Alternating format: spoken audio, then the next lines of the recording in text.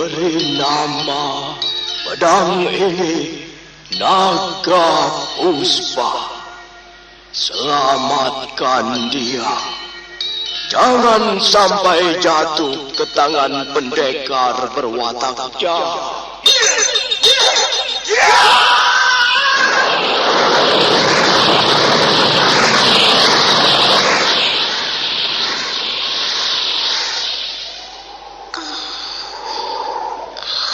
Kakang Kamandanu, kau masih juga tidak percaya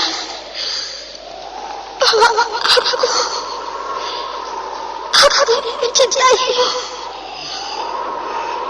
Messi, maafkan aku, Messi. Messi, Messi.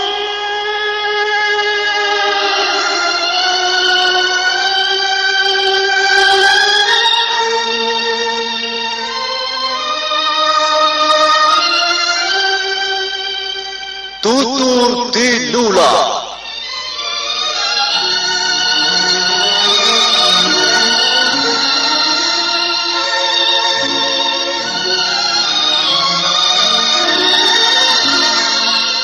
Sebuah sandiwara radio serial, produksi Sanggar Cerita dan Teater Sanggar Prativi. Sebuah kisah dengan latar belakang sejarah runtuhnya Singasari dan berdirinya Kerajaan Majapahit.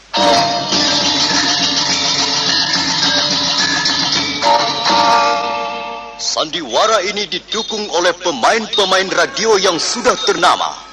Ferry Fadli, Ivone Rose, dan Eli Ermawati.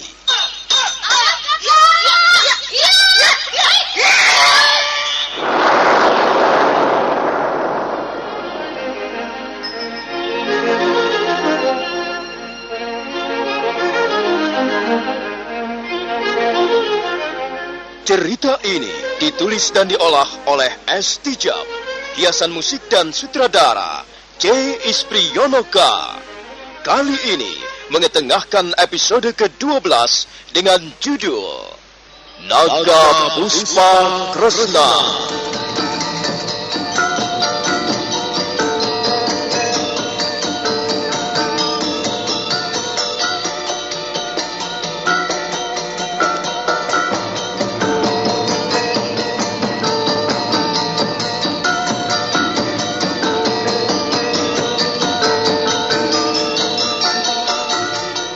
Dalam seri ke-348 ini didukung oleh para pemain Sono Sugiyakso sebagai Empu Lunggah, Ivone Rose sebagai Sakawuni, Lili Nur Indasari sebagai Luh Jinggan, Ferry Fadli sebagai Arya Kamandanu, Elias sebagai petani, dan Asdi Suhastra pembawa cerita. Selamat menikmati.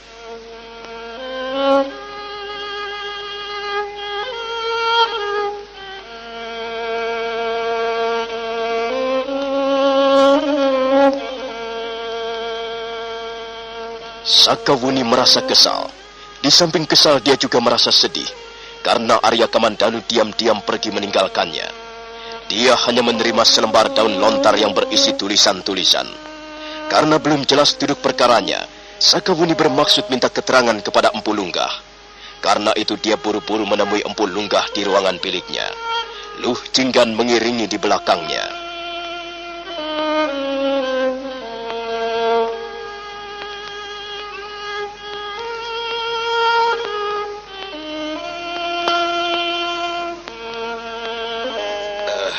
Mari Nini, marilah kita bicara sambil sekedar minum untuk menghangatkan perut. Ayo Nini, silakan. Terima kasih Bapak Lunggah. Saya hanya ingin tahu kemana perginya Arya Kamandanu. Apakah Angger Kamandanu tidak meninggalkan pesan apa-apa? Tidak Bapak Lunggah. Dia hanya menulis selembar surat di atas daun lontar. Dia hanya mengatakan ingin mendalami ilmu kanuragan Naga Puspa tahap yang ketiga. Nini Sakawuni tidak perlu merasa risau atau cemas. Angger Kamandanu mempunyai tujuan yang pasti.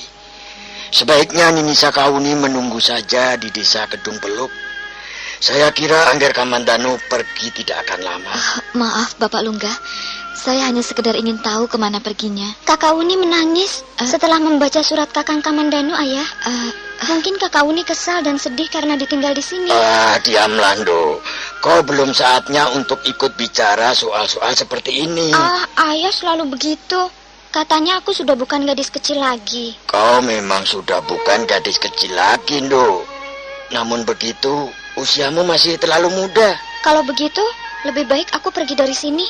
Lebih baik aku bermain-main saja dengan Jamantara. Jamantara, Jamantara.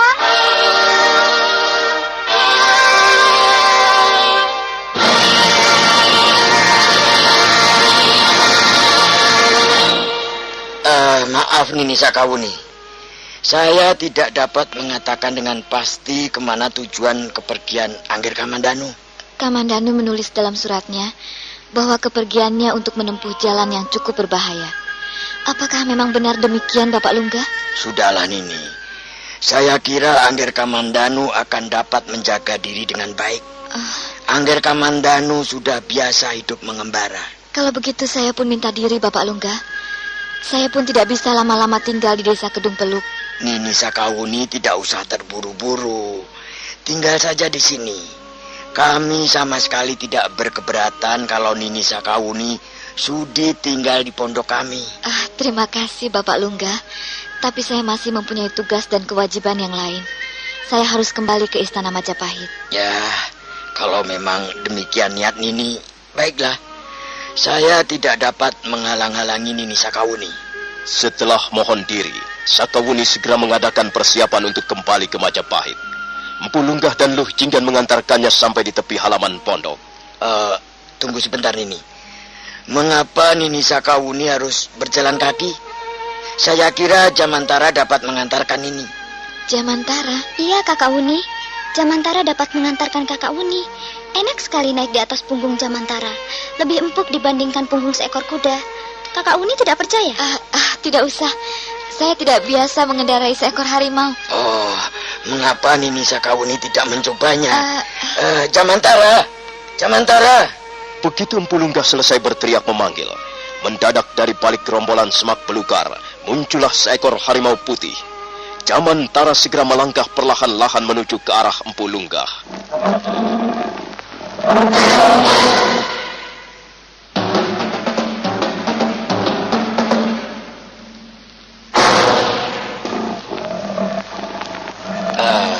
Duduklah Jamantara. Ya, begitu. Duduklah baik-baik. Saya akan minta bantuanmu, Jamantara. Dengarlah. Kau harus mengantarkan Nini Sakawuni. Antarkanlah Nini Sakawuni sampai ke desa Nyugading. Kau dengar, Jamantara?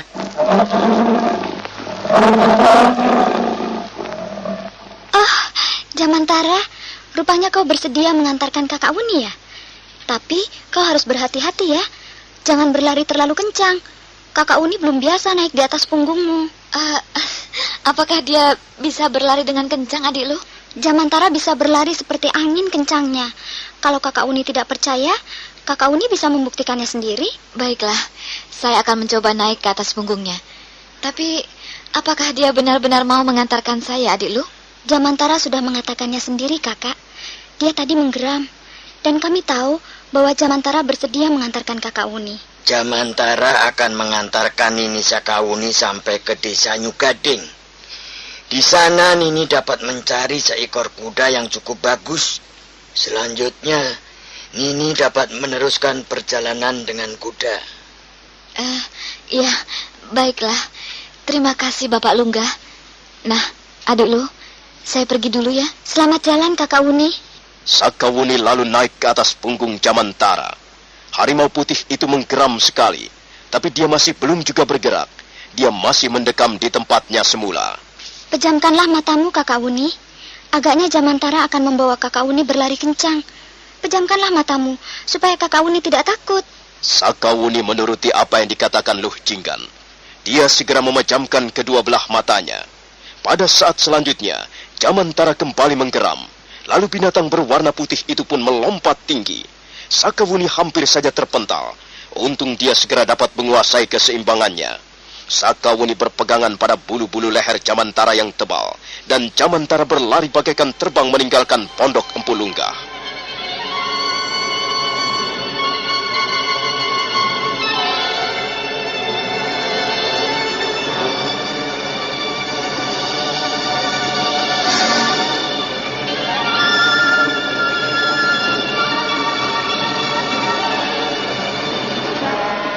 Jamantara terus berlari bagaikan terbang di atas permukaan bukit.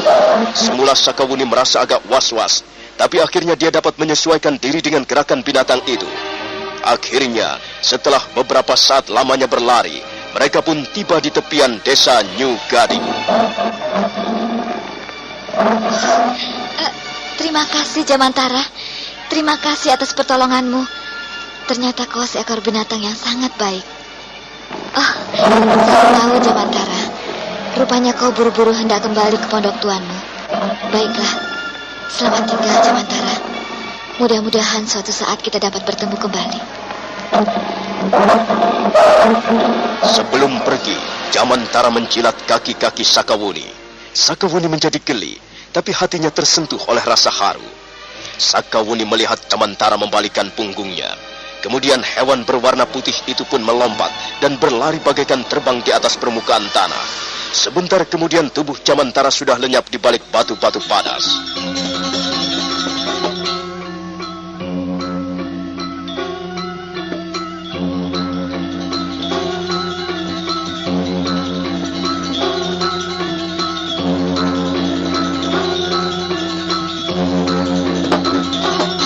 Sakawuni segera memasuki desa New Gading.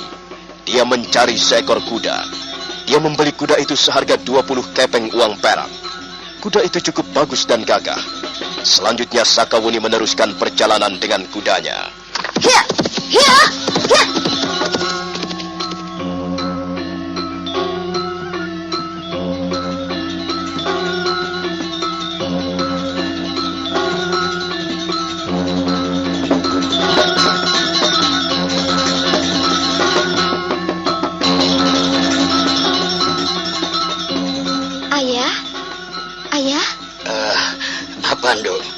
Kau ingin mengatakan apa pada ayahmu? Kau masih juga belum tidur? Ayah kelihatan gelisah. Sejak tadi, ayah belum menyentuh makanan yang saya sediakan. Apa sebenarnya yang telah mengganggu pikiranmu, ayah? Memang, ayah sedang gelisah. Ayah sedang memikirkan Angger Kamandanu. Sebenarnya, Kakang Kamandanu pergi kemana, ayah? Oh, saya tidak dapat mengatakannya kepadamu, Nduk. Saya hanya dapat mengatakan bahwa Angger Kamandanu pergi untuk memperdalam ilmunya. Apakah dia tidak dapat memperdalam ilmunya di tempat ini, ayah? Saya kira ayah dapat memberikan bimbingan dan tuntunan kepadanya. Mestinya Kakang Kamandanu tidak usah pergi. Kasihan Kakak Wuni. Oh ya, ayah. Menurut pendapatku, Kakang Kamandanu dan Kakak Wuni adalah pasangan suami istri. Bagaimana pendapatmu, ayah? Kok ini bicaramu ngelantur saja, Nduk? Sudahlah, apa urusanmu kalau memang mereka itu pasangan suami istri? Kau cemburu ya? Ayah, cemburu? Apa itu artinya? Oh, cemburu artinya kau takut kalau benar-benar Angger Kamandanu adalah suami Nini Sakawuni. Dengan begitu kau tidak mempunyai harapan lagi untuk bisa mendekatinya. Iya kan? Kau cemburu kan? Ayah, mengapa aku harus cemburu? Sudah, Lando. Sekarang dengarkan. Barangkali malam nanti ayah mau pergi. Ayah mau pergi juga. Dan aku bagaimana? Kau tunggu rumah bersama Jamantara. Kau bersedia bukan tunggu rumah? Jangan pergi kemana-mana. Ayah curang. Aku tidak boleh pergi kemana-mana. Sementara ayah sendiri pergi. Bagaimana ini? Ayah tidak adil. Kalau ayah pergi, aku juga mau pergi. Oh, jangan begitu, Nduk. Kau sudah semakin dewasa.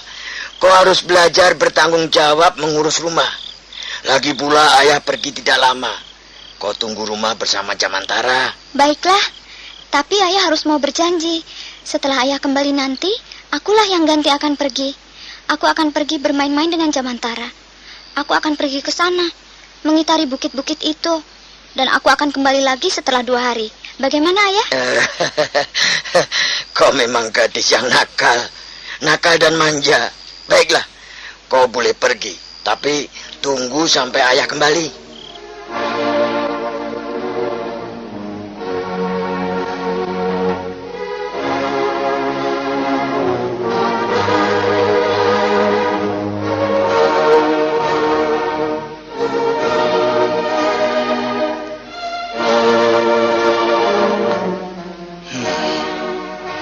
Aku sudah berjalan cukup jauh. Aku tidak yakin apakah aku akan bisa bertemu dengan ular naga Puspakresna. Aku masih belum yakin bahwa binatang seperti itu ada di muka bumi ini. Sampai di mana aku sekarang ini? Desa apakah ini namanya? Oh, itu ada seorang petani sedang mencangkul di sawah. Aneh sekali. Sore-sore begini dia masih mencangkul di sawah. Baiklah, aku akan bertanya padanya. Nah, rupanya dia sudah menyudahi pekerjaannya. Arya Kamandanu lalu bergegas menemui seorang petani yang baru saja menyelesaikan mencangkul sawahnya. Petani itu sudah cukup tua usianya. Punggungnya bongkok dan nampaknya dia acuh tak acuh melihat kehadiran Arya Kamandanu. Maaf Bapak, maaf. Bolehkah saya bertanya?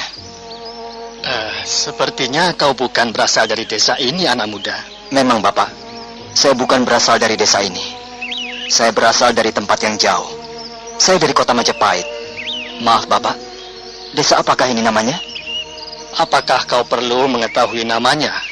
Saya hanya ingin tahu di mana sekarang ini saya berada. Itu kalau Bapak tidak keberatan.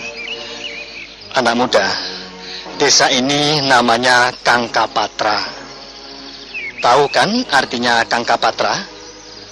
Kangkapatra artinya bulu burung bangau. Konon kabarnya desa ini zaman dulunya dihuni oleh ratusan ribu burung bangau. Burung-burung bangau itu kemudian pindah tempat. Dan mereka mencampakkan bulu-bulunya yang sudah rapuh di mana-mana. Tapi itu hanyalah cerita dari mulut ke mulut. Entah benar, entah tidak. Sudahlah anak muda, saya harus pergi. Saya masih mempunyai tugas-tugas dan pekerjaan yang lain. Maaf Bapak, tunggu sebentar. Masih ada yang ingin saya tanyakan. Mau tanya apa lagi? Di manakah letaknya Candi Kagenengan itu? Dan mana jalan yang paling dekat menuju ke sana? Candi Kagenengan. Kau mau pergi ke sana? Iya Bapak, saya akan pergi ke Candi Kagenengan. Kau ingin menemui seseorang di sana? Iya Bapak, saya ingin menemui seseorang. Siapa dia anak muda? Maksudku, siapa orang yang akan kau temui itu? Salah seorang kerabatku. Kami masih mempunyai hubungan saudara. Apa benar begitu? Maaf Bapak, kalau Bapak keberatan memberikan keterangan, ya tidak apa-apa. Saya akan bertanya kepada orang lain. Permisi?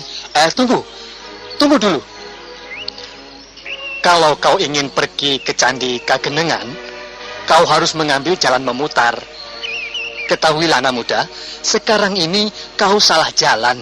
Jalan memutar ke arah mana Bapak? Setelah melewati tugu batas desa Kangkapatra, ambil saja jalan ke arah kiri. Ikuti saja terus jalanan kecil itu. Nah, jalanan itulah yang akan mengantarkanmu ke Candi Kagenengan. Oh, terima kasih Bapak. Terima kasih atas keterangan Bapak. Arya Kamandanu merasa sangat lega karena ternyata petani itu mau memberikan keterangan. Tiba-tiba secara tidak disengaja, Arya Kamandanu menatap kedua belah mata si petani. Dia menjadi sangat terkejut.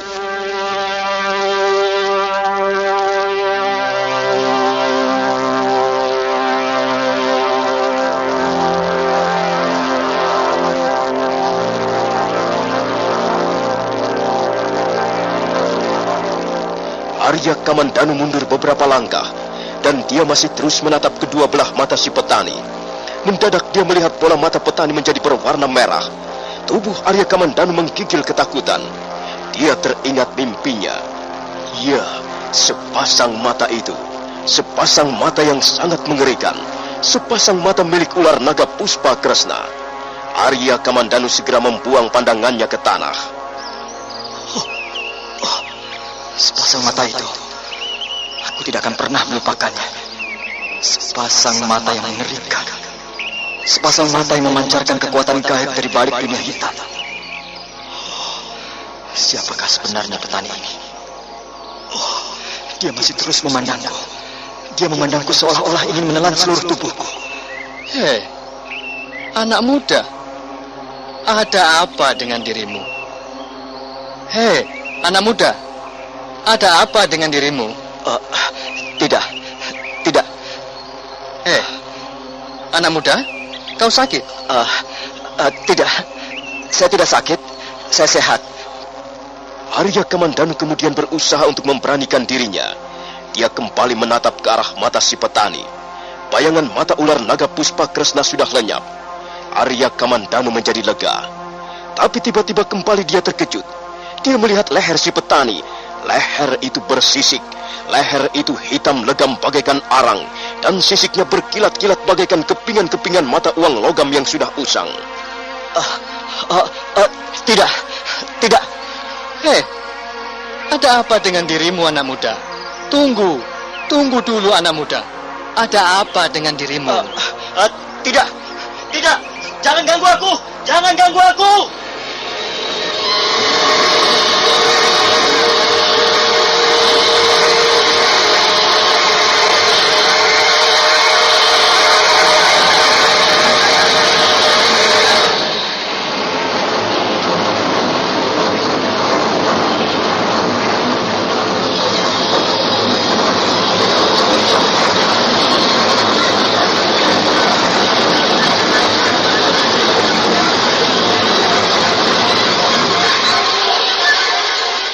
Arya Kamandanu segera melarikan diri sekencang-kencangnya.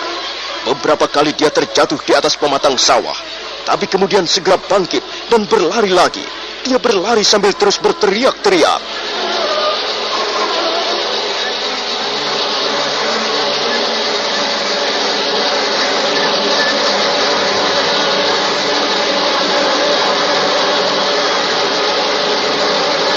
Nah, saudara pendengar, bagaimanakah kisah selanjutnya? Apakah sebenarnya yang sedang dialami oleh Arya Kamandanu? Silakan menunggu seri berikutnya. Sampai jumpa.